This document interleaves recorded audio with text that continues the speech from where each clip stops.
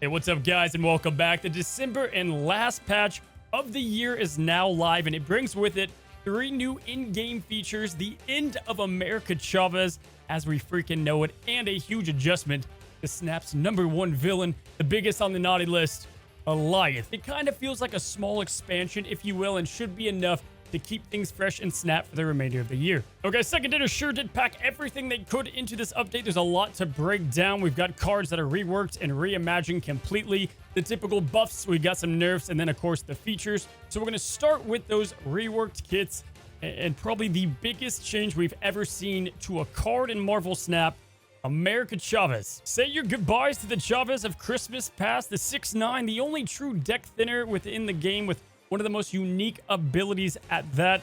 And hello to the Chavez of Christmas Present. She is now a 2-cost card with 3 power, a completely new ability that reads on reveal, the top card of your deck gets +2 power. Now there's a ridiculous amount to break down here, right? I want to start with the devs' notes on the change, and then we're going to talk about the new Chavez, and then what decks are going to die with the old Chavez. Now, the devs state, we respect that many players enjoy the concept of deck thinning or fixing draws, but it's dangerous to the metagame's health that America Chavez does this too freely and for too many decks. In fact, she's confirmed here that she's often the most popular card in the game on any given week, but most of the time that means she's pushing the 12th most interesting card of a deck out of it. They then proceed to answer why this change, right? And essentially, she's still a pool 1 card, and they wanted to keep her as a really good card. So value-wise, she's still technically a 2/5.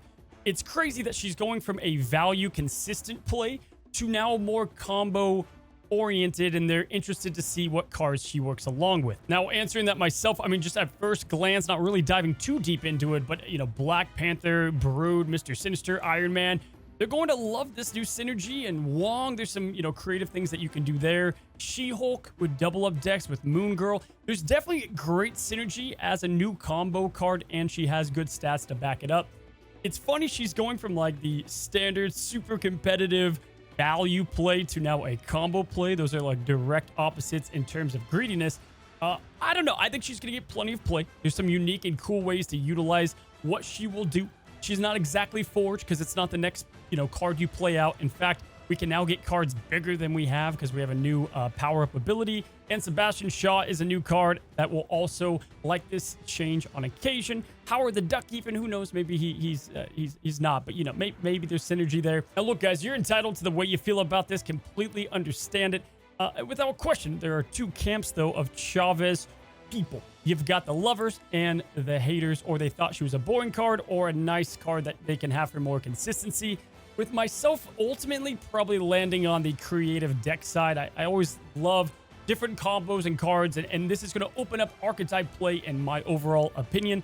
However, that being said, I can't state enough that this is going to absolutely just crumble some decks in shambles. I mean, first and foremost, guys, Dependable Discard is taking a massive hit, like a huge hit. The dependableness of it, right, is gone at this point, and Dracula along with it. Essentially, playing MODOK on 5, you now have no idea what you're going to draw on 6, but on top of that, you're not going to be able to draw your discard options, your Dracula, more dependently because Chavez is gone. So this is the deck by far that I think is taking the biggest blow with Chavez. You know, I think discard, I don't know how they would do it, but they have to have something that can help replace that void, because it sucks to see a beloved archetype that's going to take a pretty massive hit from this, right? You're going to have things go up, and you're going to have things obviously go down, and this is the top of that list. On top of that, people used her for deck thing and dependability. So cards that you want to play early, like Zabu and maybe Ravonna, to get the ability out, are also going to be a little bit in shambles overall. So it's tough to swallow and to understand the significant change in the most popular card in Snap. Not even just being adjusted, it's gone. It's dead. You know, Merry Christmas, goodbye, Chavez. It's hard to process, but I do think ultimately it is going to lead to a more exciting Snap and more deck diversity for what a lot of people did deem a boring card. I understand both sides. I want you guys to comment down below so I can better understand.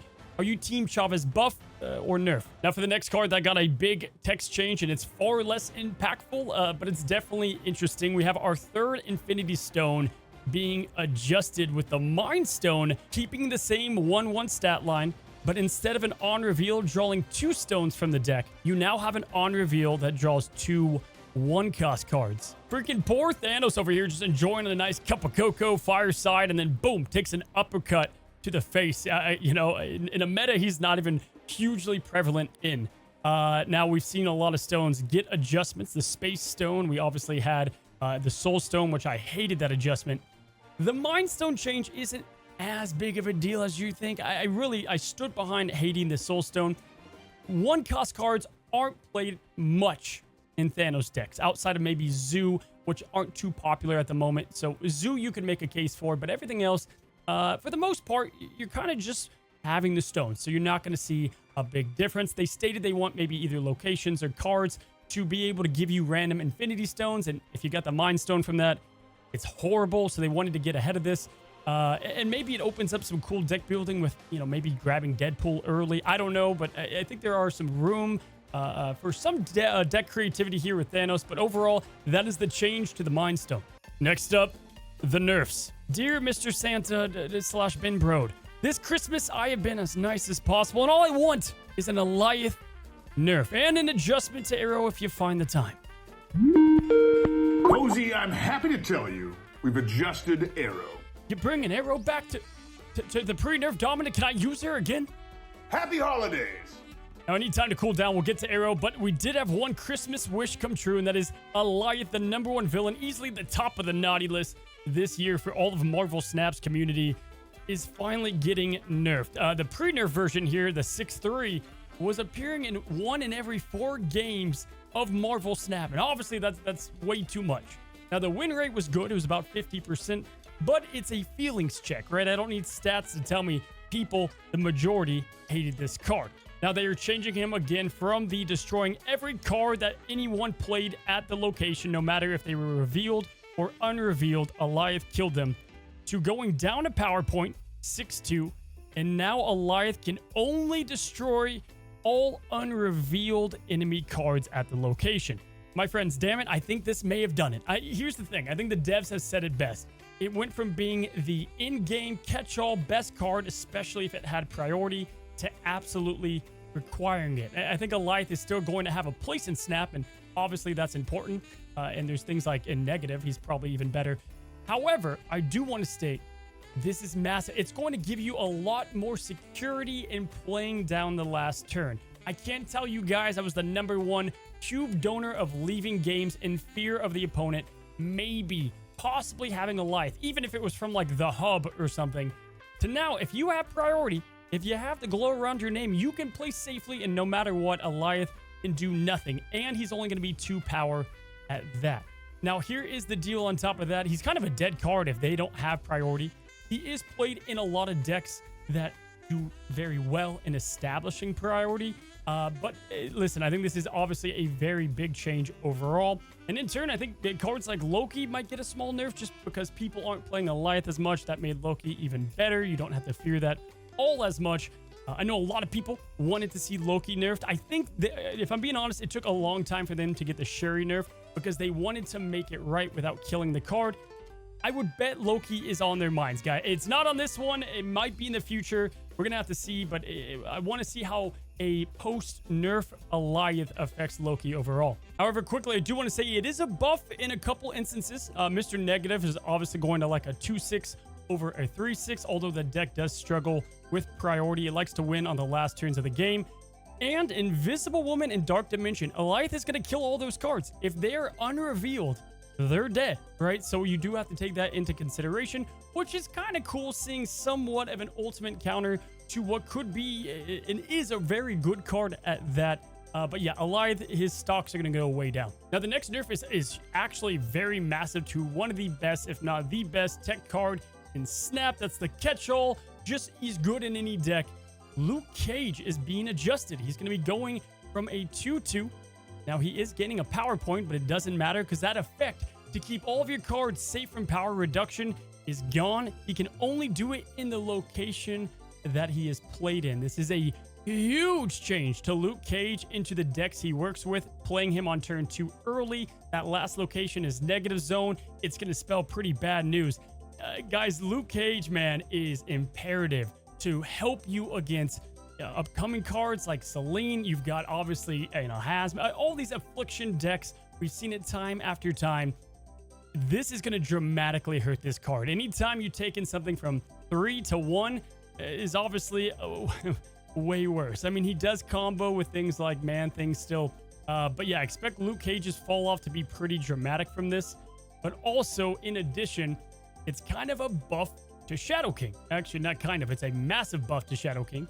Because if they're not playing Luke Cage in those decks to help protect themselves, and they don't put the cards in the right lane, they are easily susceptible to Shadow King. Now, because of this, they're also taking Shadow King down. He was slightly on the naughty list. They're taking him from a 2-3 down to a 2-2, which makes complete sense. Already one of the best tech cards, now certified, and probably the best tech card in the game. Very important to the meta and to be playing in your decks because of all these power gifting deck playstyles out there. You guys are going to start to see the effects of how much Luke Cage truly affected your games, both playing him and playing against him, and now Shadow King. This is going to be a pretty massive change overall. Now, the next nerf, in my opinion, was kind of uncalled for, and it's a bummer at that. Because I think, again, if you're taking something from 3 to 1, it changes it massively. Elsa Bloodstone, who was kind of out of the meta at the moment, should have been in it, but she's out of it, is going from a 2-2 that, again, if you played any card to fill a location, you gave it +2 power, to now a 2-3, which is great. But it's not, because they're adjusting it to be only in the location that she's played in. Now, on one hand, if you played Elsa on curve, oftentimes you were stacking in that location anyway, but obviously it takes down the threat of filling things up and filling up the board. But it also changes the way that she triggers the power. Now, previously, if you were to play something like Brood or Mr. Sinister, nothing happened. It wasn't the last card that was played. But now, if you play Brood or Mr. Sinister, the Brood or the main Sinister is going to get that power. So you can fill up decks like that. This is crazy, man. This is actually a huge nerf to the card, in my opinion. In just the way and the flexibility of some of these Elsa decks overall. She's still going to work with the move decks, the Jeffs, the Vision.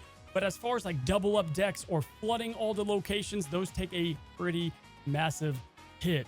But that's because a great friend of Elsa's got a buff, but we'll get to that in a second. Now, before we get to the Areo nerf, we're going to talk about a change that they made to movement overall of cards, okay? Now, if you're a casual player, you probably aren't going to notice this all that much.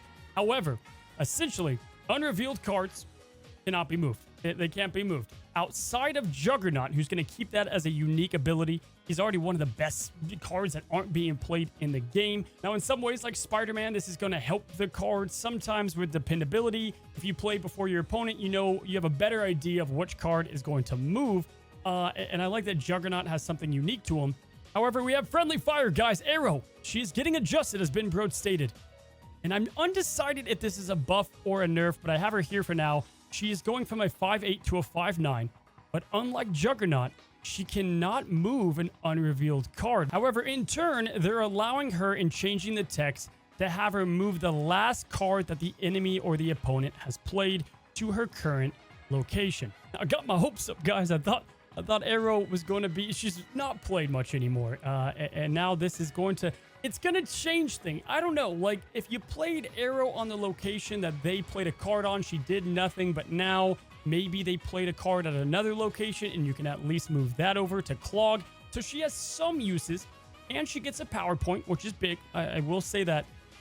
I just thought maybe it would have been something a bit better. I don't know. I think they know I love her, so they hate her. Either way, I don't know if this is going to be a buff or a nerf. Like I said, pretty undecided at the moment. But it is pretty massive for disruption of what your opponent is trying to play, especially on one of the most important turns of the game of turn 5. I hope if this sucks, the devs will address it. But for now, this is the Areo we're getting. All right, so that takes us to the nice list, the buffs, if you will, the cards that get a little bit of love in this December patch. Now, before we get there, guys, I want to quickly say about 40% of you guys that watch my content every day have not subscribed. In the spirit of the holidays, it's a red button down below. If you could click that, I can't tell you guys how much it does help me as a creator, and that would overall be nice. All right, so first off, we have Kitty Pryde. I told you guys Elsa got the nerf, so Kitty Pryde is getting a very small buff. She's going up from a 1-0 to a 1-2. 1. Now, overall, I do think she could be a 1-2 because, again, with Angela's massive nerf, she is a lot worse. But it's going to be interesting to see how this combo works out overall. They did state we have one more OTA in a couple of weeks to be the final adjustments, and I think they will address these cards if they need to. Now, discard, both on the nice and naughty list. Obviously, we have a big change with the Chavez, and the overall deck design is going to change dramatically. But Black Knight is getting himself a really good buff, in my opinion. Kind of a lackluster card. Could be that fill option, potentially, for Chavez. He's still a 1-2. But the Ebony Blade is going to be a 4-0 with a new ongoing ability that Shadow King cannot reduce its power. And on top of that, it cannot be destroyed. This is actually kind of huge. If you don't have Black Knight, I think he comes at the end of the month. Guys, essentially, the Ebony Blade is always a big card that Shang-Chi could destroy, or Shadow King could just take down to 0 power. But now it's got an ongoing ability for protection, and they actually would have to play Enchantress or Rogue, and then they would have to play the Shadow King. So I really like what this is doing to the overall card. I think it needed a ton of love, and it's going to be played. I think this card will be played, and we could see some small combo packages with maybe Lady Sif now into a lot more value decks because of it, and not just strictly discard. If you haven't played with the Black Knight and you like what he does, I encourage you to try to get him potentially because he is a fun card overall. The next buff, the next nice list we've got is Stegron. Very small buff, but, you know, we did talk about the change in the ability of hitting the unrevealed cards. So Stegron here is going to only hit revealed cards, but in turn, he's becoming a 4-6, which was very much needed. 4-5, he was largely unplayable. He is a spotlight this week as well. So if you are interested in snagging up Stegron, now would be the time to get him. 4-6 is definitely a nice stat line now, and I can see Stegron getting a bit more play. Now, the last direct buff we have is to a card that I'm kind of known as playing probably some of the most. I've done a lot of Infinity Conquest with her, a ton of deck design. Ravonna Renslayer, in my opinion, did not need this, making this an awesome buff for a card that I think is extremely powerful. Ravonna is going from a 2-1 up to a 2-3. This is awesome. I mean, I'm a Ravonna fan, and outside of, I guess, becoming a 3-2 when flips with Mr. Negative instead of a 1-2, this is strictly just great power points added to her. If you have not played Ravonna with Goblins, if you haven't played her with Ongoing Mr. Negative, she's a very cool card and is only going to get more and more synergy, so always welcoming that change. And then, of course, that does lead us to Cerebro. I think Ravonna is going to help Cerebro 3 a ton, which is great because it lost Alioth, which is massive, and Shadow King. But in turn, this is what gets crazy. It got Luke Cage, but then Cerebro 2 is gaining Alioth, and then it's also gaining Shadow King. So we're going to have to see how this all kind of works out. But obviously a lot of movement and a lot of change here. And then, you know, if you want to play Chavez, also Cerebro 3. And then lastly, for the nice list, the buffs. We have buffs via bug fixes. Oh my god, finally! This bug was around forever, and now it is gone.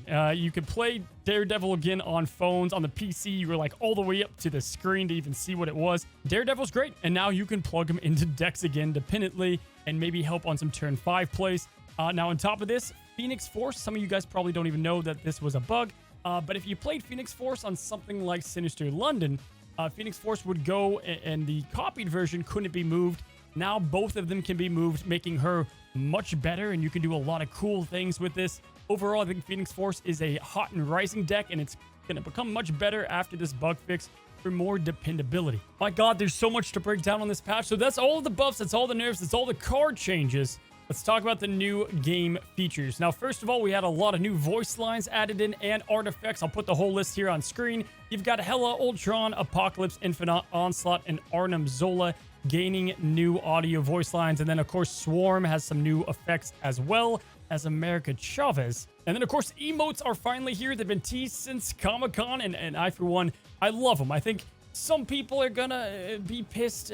Remember, you're playing a card game for fun. They're going to be used toxic for sure. You know, there's going to be toxic ways of communicating, but there's a lot of fun ways to use these, and I, for one, am excited. We're getting the first wave in now, and I think a lot more are going to come out. And emotes are coming alongside the new feature albums. Now, guys, if you're a collector or you enjoy variants, this is definitely going to be a big W overall. Now, I want to start with saying, like, of course, a lot of this is going to help monetization for them. That's why they probably put it in here for one chunk, and then the other chunk to kind of give more love to the collecting aspect into what Marvel Snap is, and that's collecting variants and then rewarding you for doing so. So you can go all in for an art style that you like, and then if you have a set or the cards that you need, then you get rewarded with exclusive variants and other rewards. I'm gonna have to kind of see how this all works, but I know a lot of us have like multiple, let's say Iron Man, so now you can get rewarded for having different kinds of art styles like Dan Hip.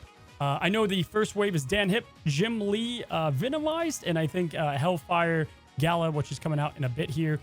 My hope with this is that they don't just strictly listen, like emotes in this. I think this kind of stuff, if it helps like lower bundle prices and all that, will be good for the future of Snap. I want to see extremely rare stuff. Totally get it. Would love to see the top of the top collection stuff, but also we got to get a lot of low effort stuff that just rewards the player. That being said, if a lot of people are going to retroactively be able to get just free stuff the second this goes live, and that's now, that you can go ahead and get, I think you get rewarded on 3, 6, 9, and 12 of a complete album, right? Now, lastly, guys, probably the biggest thing coming today that I honestly didn't think it was going to be that big, and I think it's huge now, is the deck builder. When Marvel Snap does something, they do it right, and I think this is going to be actually pretty revolutionary for Marvel Snap as a whole. Essentially, we know Glenn's at the helm here. It is going to take the best current decks for your personal collection, and it can not only finish off a deck for you, but if you like Destroyer, you plug him in, and then it just builds you the best Destroyer deck, which is awesome. And I honestly trust the data here. I think it's going to be pretty accurate. They're going to update it all the time. Now, it's going to put me out of business over here. But ultimately, if everyone's net decking the same top decks, it will bring that top deck, kind of down over time. So you don't have to worry too much about that. And, you can know exactly what some people are going to be playing. This is huge on a couple of fronts. Number one, for just casual players, this is massive, right? If you like Destroy, you don't need to know and figure out that Hulk Buster works in there great, and maybe these other cards that you wouldn't know unless you absorb and watch my, dumbass. It's going to help just build for casual players, which is important in card games, kind of lacking a lot. Already a very easy card game of 12 cards in a deck. This will make it even easier. But on top of that, maybe you've got yourself a pretty cool deck. You put 6 cards in it, or you like, let's say, Jane Foster, Odin, and Werewolf by Night, right? Those are all in a deck. You can just generate the deck builder, and it's going to finish off that deck for you with the best other cards to complement it. So it's kind of crazy, and I can't wait to see this in action overall. But all I know, it's going to save a lot of time. It's going to be able to auto-build Surfer decks, and then you can, take the cards you don't want out and put new cards in. Or maybe you put a Surfer deck together and you put Surfer in with Rogue because you like Rogue, and then it finishes off with other great Surfer cards. I truly want to see just how intelligent this thing is. But from what I'm reading, and again, I trust the team here, this is awesome. This is awesome for people that play all the time, for the casuals, for everyone except people that make content on decks probably. But either way, excited to see what this brings to Marvel Snap moving forward. And there it is, guys. That's everything. That was a huge ad. This is probably like the hardest job I've ever had to put together an update video because there's so much to absorb here, and hopefully I made it somewhat easy for you guys to understand. And then on top of that, we have a brand new season today too. So my God, I'm going to be pretty busy. Anyway, hopefully you enjoyed today's video. Let me know what you think 1 through 10 of the patch down below. Again, if you haven't, subscribe. And until the next one, good luck. Happy snapping, guys.